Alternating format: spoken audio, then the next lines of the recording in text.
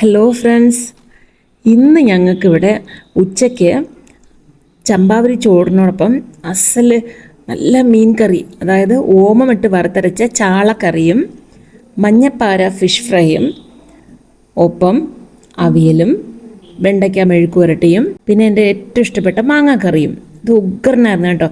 ഈ വറുത്തരച്ച മീനിൻ്റെ ടേസ്റ്റ് അറിയണമെന്നുണ്ടെങ്കിൽ ഈ വീഡിയോ ഫുള്ളായിട്ടൊന്ന് കണ്ടിട്ട് അതുപോലെ ഒന്ന് ചെയ്ത് നോക്കൂ. ഇല്ല, ഇതുപോലെയാണ് ചെയ്യുന്നവരാണെങ്കിൽ ഒന്ന് സ്കിപ്പ് ചെയ്തോളൂ, നോ പ്രോബ്ലം. അപ്പോൾ ഇവരാണ് ഇന്നത്തെ താരം. ഇത് മഞ്ഞപ്പാര കുറേ ഉണ്ടായിരുന്നു. ഇന്ന് കുറച്ച് ലാഭത്തിനാണ് കിട്ടിയത്. മഞ്ഞപ്പാര ഒത്തിരി ഉണ്ടായിരുന്നു, മുള്ളുള്ളത് കാരണം ഞാൻ പൊരിക്കാമെന്ന് വിചാരിച്ചു. പിന്നെ ചാളമീൻ, ഇത് ഓമം വറുത്തരച്ച് വയ്ക്കാമെന്ന് വിചാരിച്ചു. അപ്പോൾ ഇതിന് കഴുകിയെടുക്കണമെങ്കിൽ കുറച്ച് നേരം ആകും. ആദ്യം നമുക്ക് ഫിഷ് ഫ്രൈ ചെയ്യുന്നതിനുള്ള കോട്ടിംഗ് റെഡി ചെയ്യാം. അതിനായിട്ട് ഞാനിവിടെ 3 spoon red chilli powder, 2 spoon ധനിയ പൗഡർ, അതായത് മല്ലിപ്പൊടി, 1 സ്പൂൺ മഞ്ഞൾപ്പൊടി, 1 സ്പൂൺ ഗരം മസാലപ്പൊടി, 2 സ്പൂൺ കോൺഫ്ലവർ, 1 സ്പൂൺ അരിപ്പൊടി, 1 സ്പൂൺ പെപ്പർ പൗഡർ, 1 സ്പൂൺ ഇഞ്ചി വെളുത്തുള്ളി പേസ്റ്റ്, പിന്നെ ആവശ്യത്തിന് ഉപ്പ് എന്നിവ ചേർത്തിട്ട് പുളിപ്പിനായിട്ട് നാരങ്ങ വേണമെങ്കിലും പിഴിഞ്ഞൊഴിക്കാം. ഞാനിവിടെ കുറച്ച് വിനീഗറാണ് ചേർക്കുന്നത്. ഇതെല്ലാം നമുക്ക് നന്നായിട്ടൊന്ന് മിക്സ് ചെയ്യാം.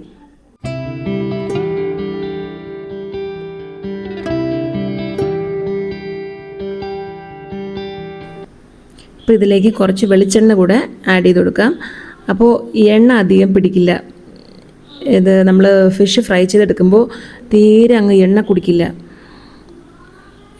നമ്മൾ മിക്സ് ചെയ്യുന്ന മാവ് ഇങ്ങനെ മിക്സ് ചെയ്യില്ലേ കോട്ടിങ്ങിന്, അതിൽ കൂടെ എണ്ണ ഒഴിച്ചു കൊടുക്കുകയാണെങ്കിൽ, നമ്മൾ ചില പലഹാരങ്ങളൊക്കെ ചെയ്യുമ്പോഴും മുറുക്കൊക്കെ ചെയ്യുമ്പോൾ അത് ചെയ്ത് ചൂടോടെ എണ്ണ ഒഴിച്ചു കൊടുക്കില്ലേ, അതുപോലെ തന്നെയാണ്. അപ്പം നമുക്ക് ഇതിനെ നന്നായിട്ട് ഈ കഴുകി വെച്ചിരിക്കുന്ന മീനിലേക്ക് തേച്ച് പിടിപ്പിച്ച് കൊടുക്കാം.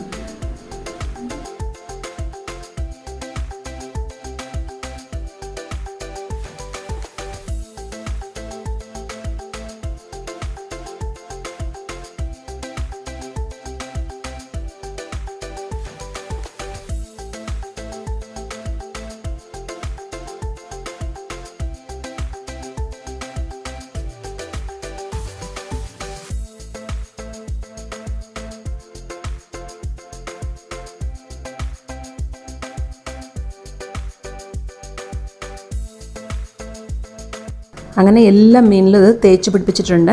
ഇങ്ങനെ നമുക്ക് മാരിനേറ്റ് ചെയ്ത് ഒരു 20 മിനിറ്റ്സ് എങ്കിലും വെക്കണം. അപ്പോൾ തന്നെയാണ് എല്ലാം അതിൽ എരിവും പുളിയും ഒക്കെ കറക്റ്റായി പിടിച്ച് വരുള്ളൂ. നമുക്ക് അതേ സമയം വറുത്തരച്ച മീനിന് വേണ്ടിയുള്ള പരിപാടികളിലേക്ക് പോവാം. അതിനായിട്ട് ആദ്യം ഒരു ചട്ടി വെച്ച് കൊടുക്കാം. അതിൽ കുറച്ച് വെളിച്ചെണ്ണ ഒഴിച്ച് ആവശ്യത്തിന് തേങ്ങ, 2 പിടി തേങ്ങ അധികം വേണ്ട, കുറച്ച് മതിയാവും.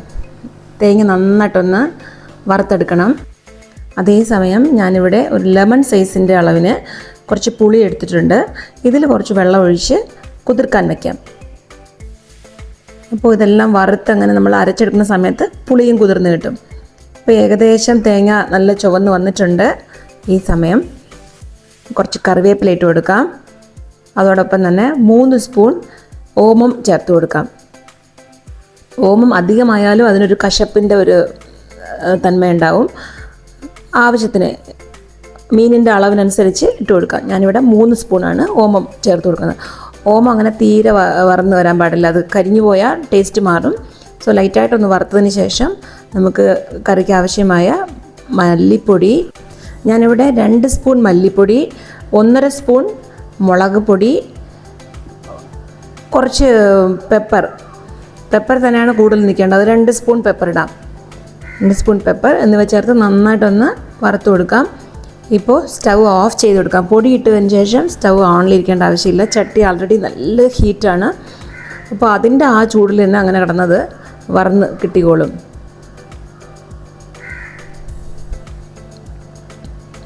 അപ്പോൾ ഇത് ഇത്ര തന്നെയാണ്. നമുക്കിത് തണുത്തതിന് ശേഷം നന്നായിട്ട് അരച്ചെടുക്കാം.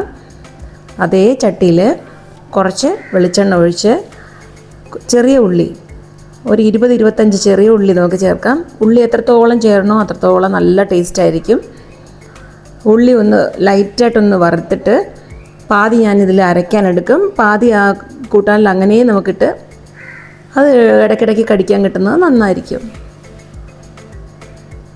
അപ്പം നമുക്ക് ഈ ഉള്ളി ഒന്ന് വറുത്തെടുക്കാം.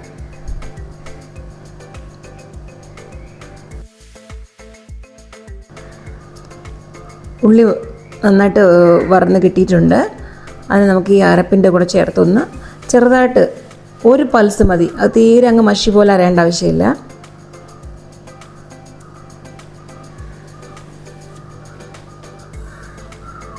നമുക്കിപ്പോൾ ഈ അരപ്പിനെ ഇതിൻ്റെ കൂടെ ഒന്ന് കലക്കി ചേർക്കാം. അപ്പോൾ ഇതിൽ ആവശ്യത്തിന് ഉപ്പും പുളി പിഴിഞ്ഞതും എല്ലാം കൂടെ ഒന്ന് ചേർത്ത് നന്നായിട്ടൊന്ന് ഇളക്കാം.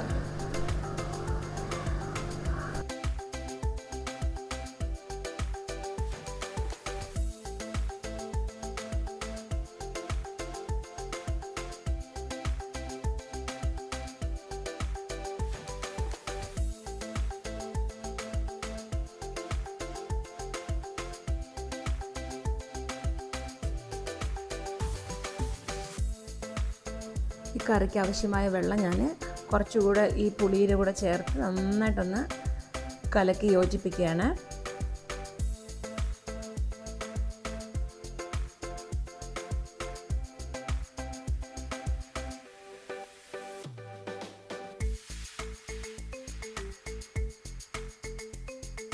ഇപ്പോൾ കറിക്ക് ആവശ്യമായ ഉപ്പ് ചേർത്ത് കൊടുത്തിട്ട് ഉപ്പും പുളിപ്പും എരിവും എല്ലാം കറക്റ്റാണോ ഇപ്പോൾ ചെക്ക് ചെയ്ത് നോക്കാം.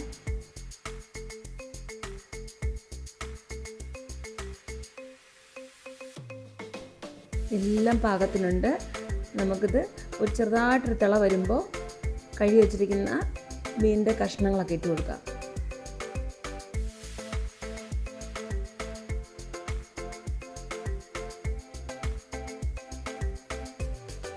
ഇത്രയേ ഉള്ളൂ, വളരെ സിമ്പിളാണ്. അത് അരയ്ക്കുന്ന ആ ഒരു സമയം മാത്രമേ ഉള്ളൂ. ഇത് കുക്ക് ചെയ്ത് വരാൻ ഒരു 5 മിനിറ്റ്സ് മതിയാവും. നല്ല തിള വരുമ്പോൾ അങ്ങ് ചുറ്റിച്ച് കൊടുക്കാം. അത്ര തന്നെയാണ്. ഇപ്പം നമുക്കിത് അടപ്പിട്ട് വേവിച്ചെടുക്കാം. നല്ല തിള വന്നിട്ടുണ്ട്. ചെറുതായിട്ടൊന്ന് ചുറ്റിച്ച് കൊടുക്കാം. നല്ല മണമാണ് കേട്ടോ, ഈ ഓമത്തിൻ്റെ മണമില്ലേ, അത് നമുക്ക് വയറ് ഇങ്ങനെ വിശപ്പിനെ വീണ്ടും അത് അങ്ങനെ തോന്നിപ്പിക്കും. നമുക്ക് വയറ് ഒട്ടനെ ചോറണം തോന്നും, അത്രയ്ക്ക് മണമാണ് ഈ ഓമത്തിൻ്റെ. അങ്ങനെ ഫിഷ് കറി റെഡിയായി. നമുക്ക് ഫിഷ് ഫ്രൈ ചെയ്തെടുക്കാം. അപ്പോൾ അതിനായിട്ടൊരു കടായി ചൂടാക്കാൻ വയ്ക്കാം. കടായി ചൂടായി വരുമ്പോൾ ഞാനിവിടെ കുറച്ച് കടലെണ്ണ ആണ് ഉപയോഗിക്കുന്നത് കേട്ടോ. നിങ്ങൾക്ക് ഏത് എണ്ണ വേണോ ഉപയോഗിക്കാം, വെളിച്ചെണ്ണയോ കടലെണ്ണയോ സൺഫ്ലവർ ഓയിലോ എന്ത് വേണോ. അപ്പോൾ ഇതിന് നമുക്ക് ഓരോന്നായിട്ട് ഇട്ട് കൊടുക്കാം. അങ്ങനെ ഇട്ട് കൊടുക്കുമ്പോൾ ചെറുതായിട്ട് ഇങ്ങനെ അനക്കി വെച്ച് കൊടുക്കുകയാണെങ്കിൽ അത് അടുക്കി പിടിക്കില്ല. എൻ്റെ സ്കിൻ അല്ലെങ്കിൽ ഒട്ടി പിടിക്കാൻ ചാൻസ് ഉണ്ട്. നോൺ സ്റ്റിക്ക് ആണെങ്കിൽ കുഴപ്പമില്ല. ഞാൻ നോൺ സ്റ്റിക്കൊന്നും അങ്ങനെ ഉപയോഗിക്കാറില്ല. അത് കാരണം ഞാനിപ്പോൾ ഇങ്ങനെയുള്ള ടെക്നിക്കാണ് ഉപയോഗിക്കുന്നത്. അത് തീർത്ത് ഒട്ടി പിടിക്കില്ല. ഇല്ലെങ്കിൽ കറിവേപ്പില ഉണ്ടെങ്കിൽ കറിവേപ്പില അങ്ങനെ ഒരു ബെഡ് പോലെ അങ്ങനെ സ്പ്രെഡ് ചെയ്ത് വെച്ചിട്ട് അതിൻ്റെ പുറത്ത് ചെയ്യാം. ഇപ്പോൾ എനിക്ക് കറിവേപ്പില ഇല്ല, അത് കാരണം ഞാനിങ്ങനെയാണ് ചെയ്യുന്നത്. കുറച്ച് വേവുമ്പോൾ നമുക്ക് അതിനെ ഫ്ലിപ്പ് ചെയ്തിട്ട് കൊടുക്കാം.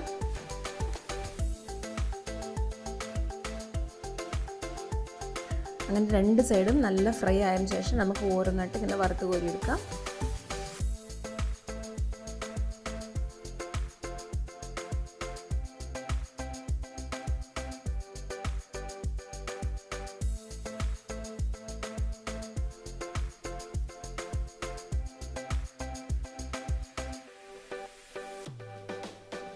മീൻ ഇങ്ങനെ വറുത്ത് കോരുന്നതിൻ്റെ മണം കേട്ടപ്പോൾ പിള്ളേർക്ക് ഉടനെ തന്നെ വയറ് വിശക്കാൻ തുടങ്ങി. അങ്ങനെ നമ്മൾ നേരത്തെ ആഹാരം കഴിച്ചു. അപ്പോൾ ഇന്ന് മീൻകറിയും പൊരിച്ച മീനോടൊപ്പം നമുക്ക് അവിയലും വെണ്ടയ്ക്ക മെഴുക്കുരട്ടിയും പിന്നെ മാങ്ങാക്കറിയും ഉണ്ടായിരുന്നു. ഇന്നത്തെ ഊണ് ഉഗ്രനായിരുന്നു. അപ്പോൾ ഇതുപോലെ നിങ്ങളെല്ലാവരും ഒന്ന് ട്രൈ ചെയ്ത് നോക്കണേ. അപ്പോൾ എൻ്റെ ഈ വീഡിയോ ഇഷ്ടപ്പെട്ടുവെങ്കിൽ ലൈക്ക് ചെയ്യൂ, കമൻറ്റ് ചെയ്യൂ, ഷെയർ ചെയ്യൂ, സബ്സ്ക്രൈബ് ചെയ്യൂ. നമുക്ക് വീണ്ടും അടുത്ത വീഡിയോയിൽ കാണും വരെ ബൈ ഫോർ നൗ.